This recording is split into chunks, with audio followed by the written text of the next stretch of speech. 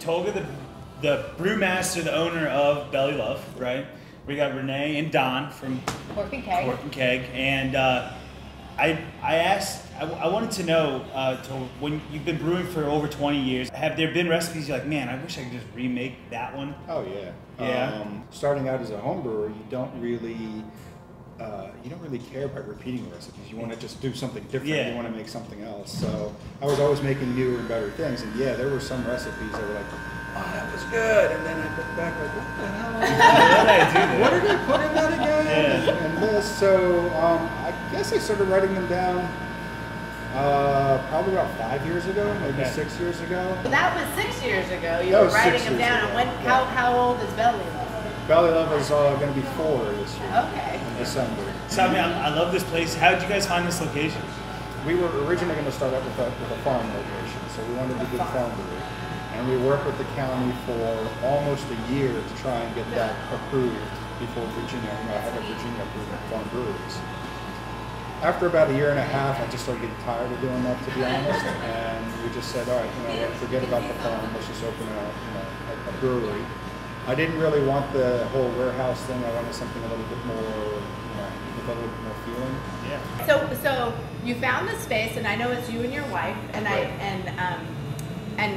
know there's something about these tables. Didn't a family member? Yeah, my father's a woodworker hobbyist, so yeah, this is all the tables in here were not all of them, but most of them he made.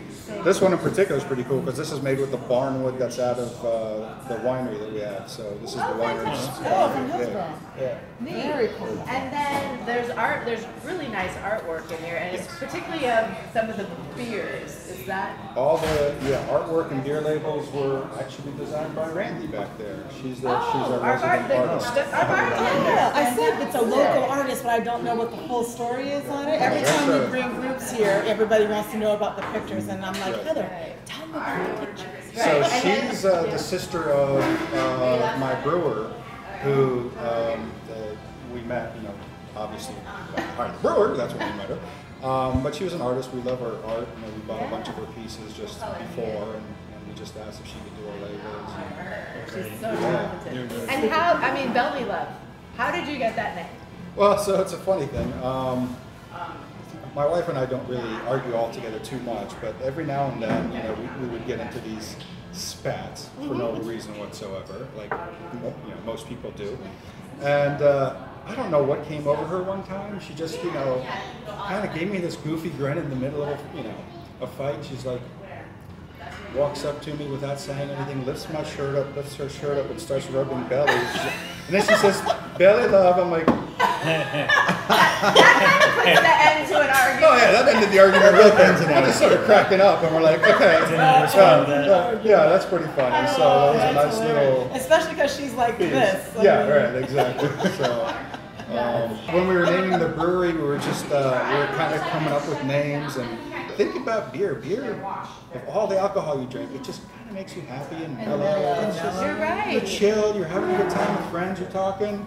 It's like love. We're like, let's use Belly Love. Let's go the opposite of everyone else. And that makes me love the name even more, knowing how it came to be. And your logo is so good. Did the gal do the logo? No, I did the logo actually. You did? Yeah.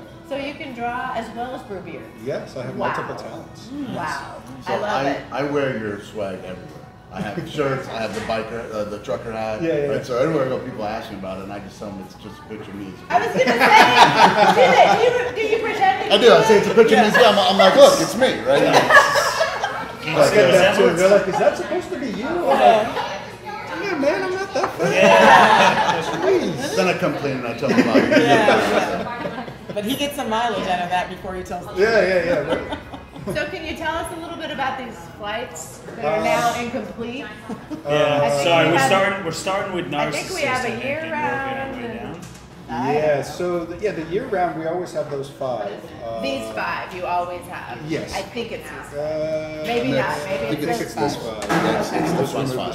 Here, we'll pretend. There you go. There's your year Yes. round. Right. So I wanted to design a year-round offering that was pretty much across a whole spectrum of styles. So something for everybody, if you will. So ranging from light to dark.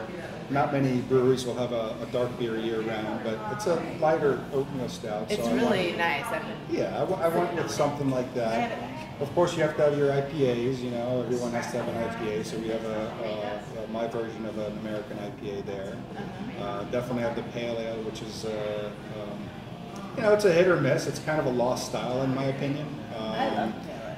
Yeah, it's just it's more on the amber end of the spectrum. You know, I wanted to make sure it was different enough from the IPA because I notice a lot of locations will have an IPA and a pale ale, and this would just be a lighter version of this one. Right. No, I want totally different offerings, so I went that way. Well, I know just on that, that's the shut the fook up. Yeah. Right? Yeah. Oh, which one is that? Shut the fook up. I was gonna say I know the name. When we bring groups here, that is hugely popular. Yeah. Like that just goes pint by pint. People Is love that drinking it? that. That's the one right there. That's a popular one. The Narcissus, which is a Hella style lager, that's our best seller. People like that one the most. It's it's a nice approachable beer, especially if you're relatively new to craft brewing.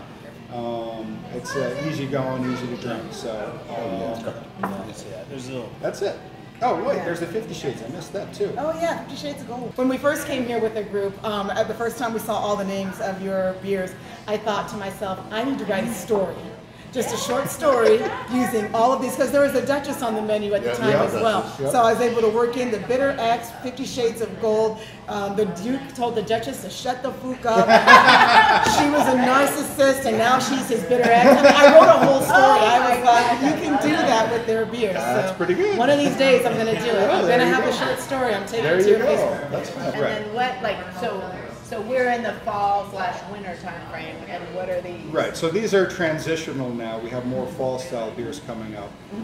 And I try to keep them as seasonal as possible, obviously. I like drinking certain beers at certain times of year. I really try to make sure they're completely different than everything else. So you'll have 10 really unique beers.